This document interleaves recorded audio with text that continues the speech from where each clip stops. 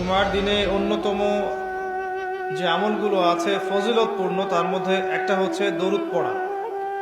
বেশি থেকে বেশি জুমার দিনে দরুদ পড়া এটা একটা গুরুত্বপূর্ণ আমল।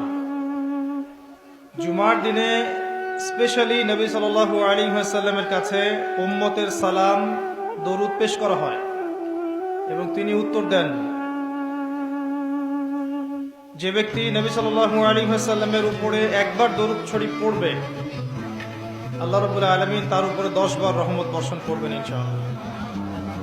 তার আমল নামা থেকে আল্লাহ পাক 10টা পাপকে মিটিয়ে ফেলবেন, 10টা নেকি লেখা হবে এবং তার মর্যাদা আল্লাহ পাক 10 গুণ বাড়িয়ে দিবেন। বলেন সুবহানাল্লাহ।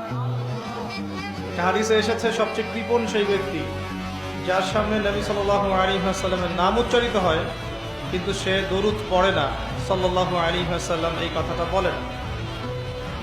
জুমার এই দিনে অনেক আমল আছে যেটা আপনাকে আল্লাহর কাছাকাছি নিয়ে যাবে ইনশাআল্লাহ, রাসূল সাল্লাল্লাহু আলাইহি ওয়াসাল্লামের সুপারিশ পাইয়ে দিবেন ইনশাআল্লাহ। তার মধ্যে একটা কাজ হচ্ছে বেশি বেশি দরুদ পড়া। পারবো ইনশাআল্লাহ?